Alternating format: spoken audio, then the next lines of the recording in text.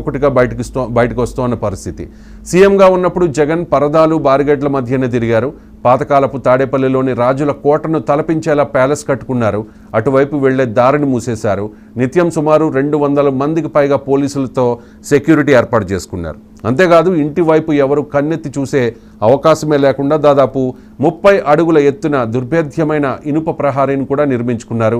తనకు తన కుటుంబ సభ్యులకు దేశ విదేశాల్లో భద్రత కల్పించేందుకు ప్రత్యేక పోలీసు దళాన్ని కూడా ఏర్పాటు చేసుకున్న పరిస్థితి. ఇదంతా అధికారం ఉన్నప్పుడే. అధికారం కోల్పోయిన తర్వాత మ్యాక్సిమం ఈ సెక్యూరిటీ ఇటువంటివన్నీ కూడా కోల్పోవాల్సి వస్తుంది. ఇప్పుడు మనం ఎక్స్క్లూజివ్గా విజువల్స్ చూస్తూ ఉన్నాం.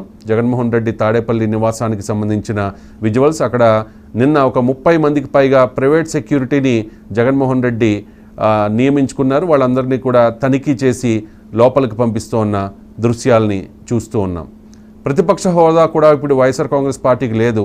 గతంలో అంటే 2014లో 67 స్థానాలకు మాత్రమే వైఎస్ఆర్ కాంగ్రెస్ పార్టీ పరిమితమైనప్పుడు ప్రతిపక్ష హోదా ఉంది.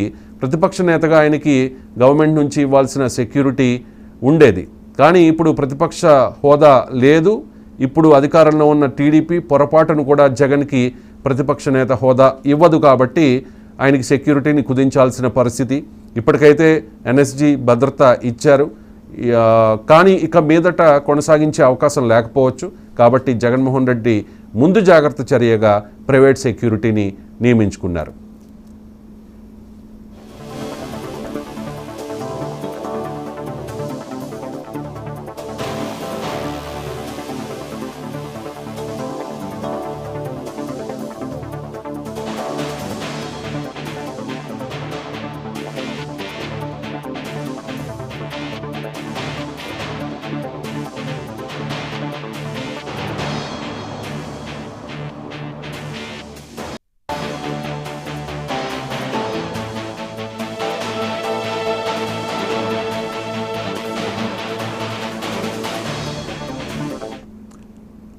అది మనం ఎక్స్క్లూజివ్గా విజువల్స్ చూస్తూ ఉన్నాం. తాడేపల్లి జగన్ నివాసానికి సంబంధించిన విజువల్స్. ఇంతకాలం ఆ విజువల్స్ బయటకు రాలేదు. ఇప్పుడు ఆ రోడ్డుని తెరిచారు కాబట్టి మీడియాకు కూడా ప్రవేశం ఉంది. అక్కడ నుంచి తెప్పించిన విజువల్స్ అవి. రీసెంట్గా ఒక 30 మంది ప్రైవేట్ సెక్యూరిటీ గార్డులు కూడా జగన్ నివాసంలోకి వెళుతున్న దృశ్యాలను మనం చూడవచ్చు. ఇప్పుడు జగన్ను జనం గద్దె దించేశారు. ప్రతిపక్ష నేత హోదా కూడా వచ్చే అవకాశం లేదు. పొరపాటును కూడా తెలుగుదేశం పార్టీ అధినేత ప్రస్తుత ముఖ్యమంత్రి చంద్రబాబు నాయుడు ఆ ప్రతిపక్ష నేత హోదాను జగన్కి ఇవ్వరు. ప్రతిపక్ష పార్టీ హోదా వైఎస్ఆర్ కాంగ్రెస్ పార్టీకి పొరపాటును కూడా ఇవ్వకపోవచ్చు. కేవలం ఒక ఎమ్మెల్యేకి ఇచ్చే సెక్యూరిటీ మాత్రమే జగన్కి ఇచ్చే అవకాశం ఉంది. ముందు జగన్మోహన్ రెడ్డి సెక్యూరిటీని తగ్గించే పరిస్థితి కనిపిస్తోంది. అదనపు భద్రత కల్పించాలంటే సంబంధిత కమిటీ సమీక్షించాలి. జగన్కు భద్రతాపరమైన ముప్పు ఉందని నిర్ధారించాలి. చంద్రబాబు నాయుడు ప్రతిపక్షంలో ఉండగా కూడా మాజీ ముఖ్యమంత్రిగా అంత సెక్యూరిటీ ఉంది అంటే ఆయనకి భద్రతాపరమైన ముప్పు ఉంది అని చెప్పేసి ఆ కమిటీ నిర్ధారించింది కాబట్టి. ఎందుకంటే గతంలో ఆయనపై అలిపిరిలో దాడి జరిగింది. ఆ తర్వాత మావోయిస్టుల నుంచి ముప్పు ఉండవచ్చు అని చెప్పి ఆ కమిటీ, భద్రతాపరమైన కమిటీ నిర్ధారించిన తర్వాత మాత్రమే Z+ కేటగిరీ ఇచ్చారు. కానీ జగన్మోహన్ రెడ్డికి ఇచ్చే అవకాశం లేకపోవచ్చు. మాజీ ముఖ్యమంత్రి అనే హోదాను పక్కన పెడితే జగన్ ఇప్పుడు సాధారణ ఎమ్మెల్యేగా పరిగణించబడతారు. అందువల్ల అసాధారణమైన భద్రత కల్పించే అవకాశం ఉండదు. తాడేపల్లి ప్యాలెస్ చుట్టూ మూసివేసిన రహదారుల్ని కొత్త ప్రభుత్వం తెరిపించింది. సామాన్యుల రాకపోకలకు అవకాశం కల్పించింది. ఈ నేపథ్యంలోనే జగన్ ప్రైవేట్ సెక్యూరిటీని నియమించుకున్నట్లు తెలుస్తోంది. గతంలో జగన్మోహన్ రెడ్డి ప్రతిపక్ష నేతగా ఉన్నప్పుడు విశాఖ ఎయిర్పోర్ట్లో దాడి జరిగింది. కోడికత్తితో సీను అనే వ్యక్తి జగన్పై దాడి చేశాడు.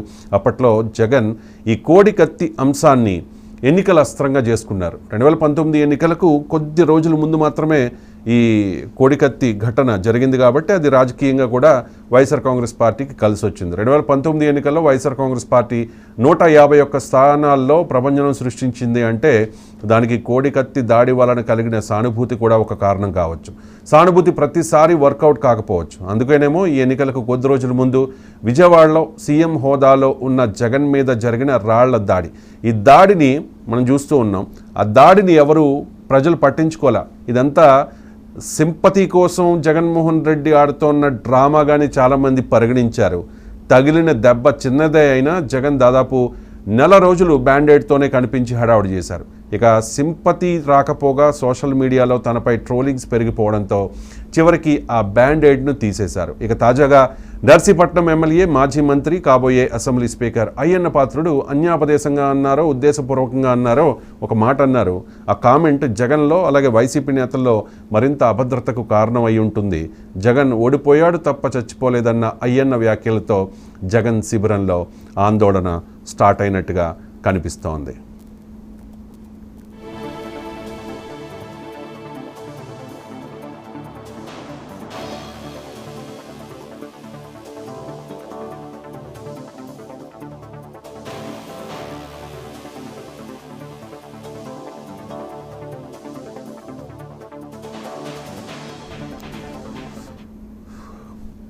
సో అది పరిస్థితి. మాజీ ముఖ్యమంత్రి, వైసీపీ అధినేత జగన్మోహన్ రెడ్డి నిన్న మొన్నటి వరకు ఎన్ఎస్జీ కమాండోల భద్రతా వలయంలో, శత్రు దుర్భేద్యమైన భద్రతా వలయంలో ఉండేవారు. ఎక్కడికి వెళ్ళినా కూడా పరదాలు ఉండేవి, రోప్ పార్టీలు ఉండేవి.